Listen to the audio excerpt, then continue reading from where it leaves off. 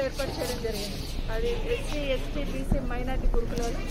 ఈ పేద బడుగు బలహీన వర్గాలకు సంబంధించిన పిల్లలందరూ మంచి చదువు చదువుకోవాలి.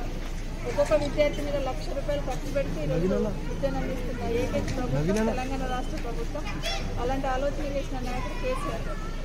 దాంతోపాటు ఇంటర్మీడియట్కి వెళ్ళగానే ఇంటర్మీడియట్లో కూడా చాలామంది 10th ఫ్రీ ఎడ్యుకేషన్ ఉంటుంది సర్వీస్ చేసి ఇంటర్లో ఆపేస్తూ ఉంటారు.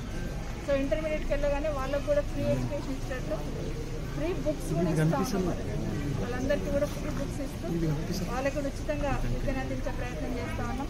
ఈరోజు ప్రైవేట్ దానికన్నా ఎక్కువగా ప్రభుత్వం సైడ్ ఈరోజు మొగ్గు చూపుతూ ఉంటాం. ఎందుకంటే మంచి విద్య అందుతున్నారు. మొన్న కరోనా వచ్చి ఇబ్బంది పడుతున్న సందర్భంలో స్కూల్ తెరవలేని పరిస్థితులలో రాష్ట్ర ప్రభుత్వం తరఫున గౌరవ ముఖ్యమంత్రి గారి డైరెక్షన్తో డిజిటల్ క్లాసెస్ని దాంట్లో టీవీలో కానీ టీసైట్ ద్వారా అందించడం జరిగింది. ఆన్లైన్ క్లాసెస్ అని దేశంలో ఏ ప్రభుత్వం కూడా ఈ ప్రయత్నం చేయలేదు. తెలంగాణ రాష్ట్ర ప్రభుత్వం గౌరవ ముఖ్యమంత్రి గారి ఆలోచనతో డిజిటల్ క్లాసెస్ అన్నీ కూడా దూరదర్శన్ యాదగిరి ద్వారా టీసైట్ ద్వారా అందించడం జరిగింది. మారుమూల గ్రామాలలో ఉన్న వాళ్ళందరికీ కూడా అందించడం జరిగింది. నిజంగా ఈ కార్యక్రమాన్ని కేంద్ర ప్రభుత్వం కూడా మెచ్చుకోవడం జరిగింది. దేశంలో ఏ ప్రభుత్వం కూడా చేయట్లేదు. మీరు నిజంగా ఇంత బాగా చేస్తారని వాళ్ళు అభినందించడం కూడా జరిగింది. తెలంగాణ రాష్ట్ర ప్రభుత్వం కరోనా సందర్భంలో ప్రభుత్వ పాఠశాలలో చదువుతున్న పిల్లలందరికీ కూడా టీవీ ద్వారా, టీసైట్ ద్వారా, సొంత ఛానల్ ద్వారా విద్యను అందిస్తున్న ప్రభుత్వం తెలంగాణ ప్రభుత్వం అని కేంద్ర ప్రభుత్వం కూడా అభినందించడం జరిగింది.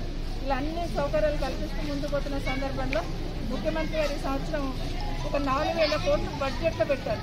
ప్రభుత్వ పాఠశాలలన్నింటినీ కూడా ప్రైవేట్ పాఠశాలకు తీరుగా ఇన్ఫ్రాస్ట్రక్చర్ క్రియేట్ చేయమని ఒక 4,000 కోట్లు పెట్టడం జరిగింది. తొందరలో అవన్నీ కూడా స్కూల్స్ అన్ని కూడా అప్గ్రేడ్ చేసేదానికి ఈరోజు కమిటీ వేశారు. కమిటీ ఆధ్వర్యంలో స్టడీ చేయడం జరుగుతూ ఉంది. వెల్పల్లి మున్సిపాలిటీకి వచ్చేసరికి ఈరోజు స్కూల్ చూస్తూ ఉన్నారు మీరు, ప్రభుత్వ పాఠశాలని. కానీ ఒక డోనర్ ముందుకు వచ్చి ఇక్కడ చదువుతున్న పేద పిల్లలందరికీ మంచి బిల్డింగ్ ఉండేటట్టు నా వంతు సహకారం అందిస్తానని ఈరోజు 3 కోట్లు ఖర్చు పెట్టారు.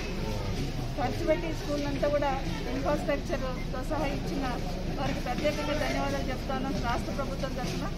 ఎందుకంటే వారి దగ్గర ఉన్న నిధులను ఈ ప్రాంతంలో ఖర్చు పెట్టినందుకు నా నియోజకవర్గంలో ఖర్చు పెట్టాను. వారికి ప్రత్యేకంగా ధన్యవాదాలు చెప్తూ తప్పకుండా ఇక్కడ ఉన్న ప్రాంతంలో ఉన్న అన్ని స్కూల్స్